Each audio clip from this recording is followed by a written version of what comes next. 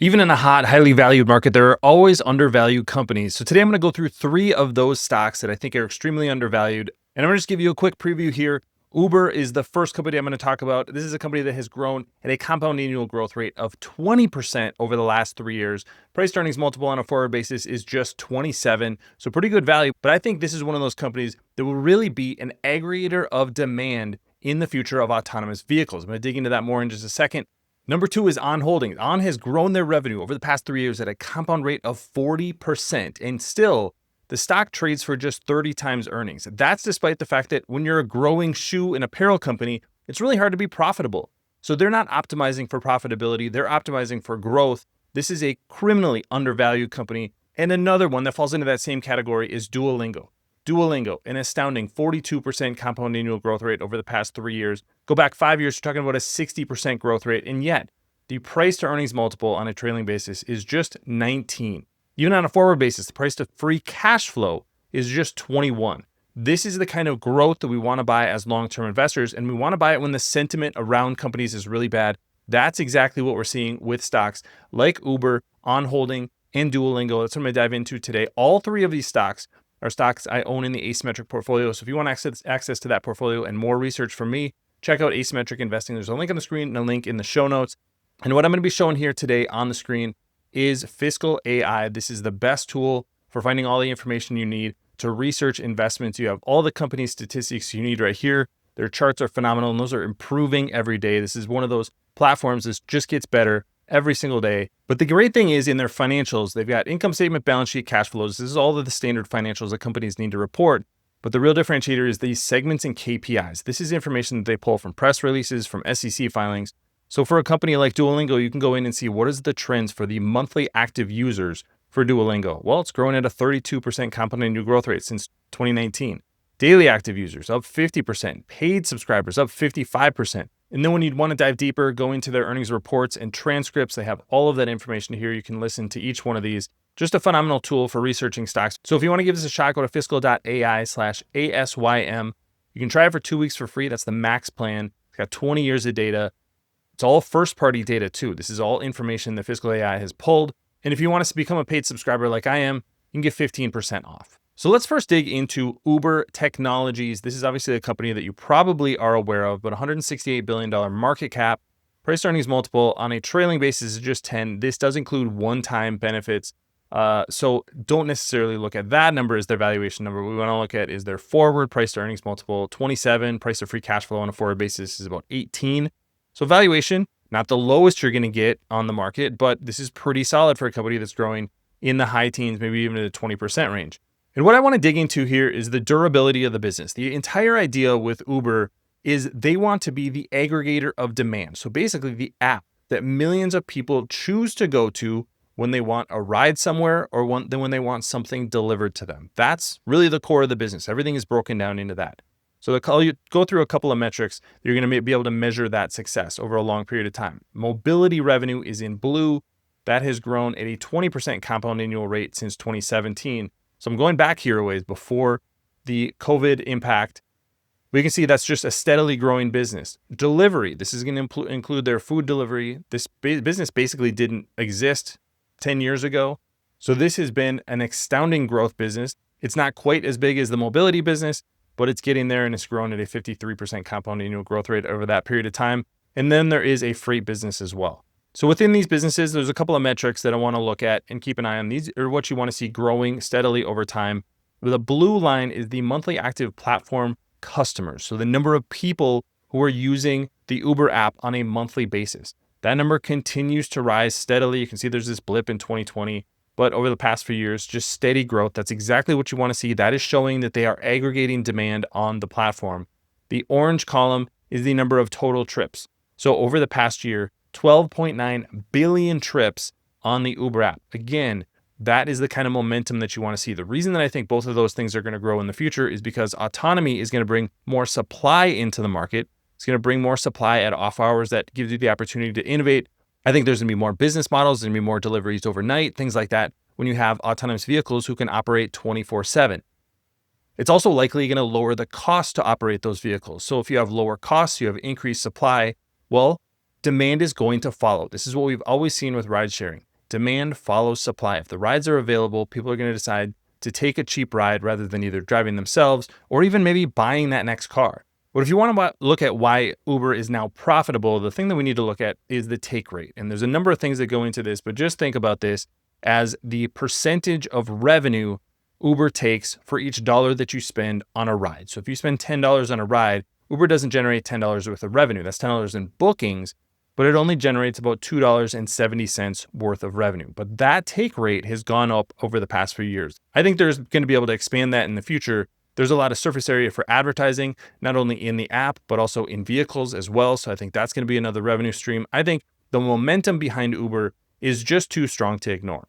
And the reason I think the stock is undervalued is because you're getting a pretty good multiple for the company, despite the fact that that take rate is up over this period of time. Profitability is up. The price to sales multiple, remember that only includes what they're counting as revenue.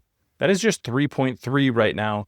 Let's add in the price to free cash flow. I'll isolate this. You can see that it kind of goes all over the place because Uber has not been profitable the entire time over the past 10 years or so. But this has come down to a really nice number, just 19 times free cash flow. Again, you're getting a good valuation for a company that has shown it is able to grow its business and compound revenue at about 20% per year. I think the opportunity, the aperture for Uber is just going to get bigger as more autonomous vehicles come into the market. I think this is going to be the aggregator of demand for autonomous vehicles 10 years from now. That means the opportunity from here is 10x, 20x the size of the market that they have today. I love when the market is questioning the growth of a company like Uber. Happy to be a buyer here. The next one is On Holding. I'm actually wearing some On apparel here. This is an area they are just starting to move into. They're really known for their shoes right now, but their stock has actually gone almost nowhere since the end of 2021. You can see that it's up about 10% since the end of 2021. And yet the company has continued to grow at a crazy rate, 40% compound annual growth rate over the past 3 years. Let's dig into those financials and let's start with revenue. This is just total revenue for the company. I'll break this down into segments in just a second. But just at a high level, and I'll do this on a trailing 12-month basis because you can see how smooth the growth is for On Holding.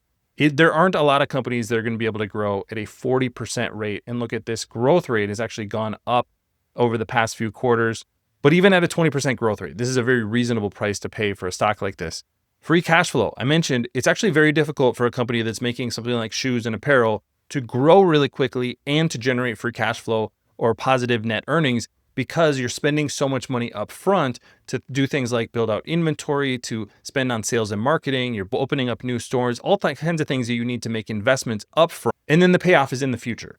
But you can see that despite the fact that they're growing this quickly, they're still generating positive free cash flow. So $350 million in positive free cash flow over the past 12 months. Now, the price to sales multiple, let's go back even further with it. The price to sales multiple is basically at the lowest point that we have ever seen for On as a public company. So just 3.9 times sales right now. I'm going to give you some comparisons to some other well-known brands. Let's look at Nike. Their price to sales multiple or enterprise value to sales multiple is 2.1. 2.1, and despite the fact that their growth rate over the past 3 years is actually negative. Lululemon, same enterprise value to sales multiple. Their growth rate over the past 3 years is 14%. Not a terrible growth rate, but not 40%, which you see from On Holding. The point here is that On Holding continues to show that it is a compounding growth company long-term, and yet the market is pricing it as if it's one of these companies that has kind of lost its magic. I think the opposite is the case. I think On is doing everything right. We'll see what earnings look like from the fourth quarter, but there's no indication that this company is slowing down at all. They have pricing power in the market. I love where On Holding is sitting today. I think long-term, this is going to be a phenomenal time to be buying an undervalued company. And Duolingo is one of those hot topics of conversation in the market. Either you love Duolingo or you hate it. I want to talk about the valuation first, then I'm going to get into why I like the company. There's $1 billion worth of cash on Duolingo's balance sheet. Let's keep that in mind. If they want to just buy back 10, 20% of their stock, they could do that almost immediately. But the price to earnings multiple on a trailing basis is just 19. This is where we know what the results are on a trailing basis. We don't know what they're going to be on a forward basis, but the market doesn't have a lot of expectations. Price to earnings multiple is 51. Enterprise value to sales is 7. But let's look at what we know about Duolingo. So let's look at this on a trailing 12-month basis. And I'll move the paid subscribers to this orange line. But the monthly active users, 36% compound annual growth rate. Now, there's a little bit of volatility here over the past few quarters, but the trend is still long-term higher for Duolingo. But more importantly is the daily active users. That's the blue column here. You can see that continues to grow. In just the last quarter, there was nearly 3 million additions to the number of daily active users. Paid subscribers is also continuously rising. Now, one of the things that management said in the most recent conference call is they're going to be focusing more on basically opening up to more and more customers. So they want to grow the number of users, not necessarily the number of paid users. They can kind of pull these levers in a little bit different ways. Do they want to grow the overall user base? Do they want to grow the monetization of the existing user base? And they have A/B testing that they can do within the app to show what's going to be successful in that. The other thing that they can do is expand the number of modalities that they have. So obviously, Duolingo as a language app, and most people are going to be learning English on that app. By the way, most people learning English on that app are using it because they want to get a job in English or because they want to learn English or another language as a hobby. This is something that their CEO has said over and over. Those are the real utilities for an app like Duolingo.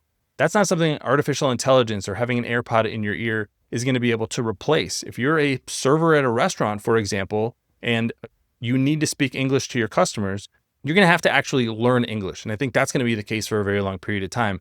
So some of the disruption talk with Duolingo, I think is really misguided. It just misunderstands how people are learning languages and why they're learning languages.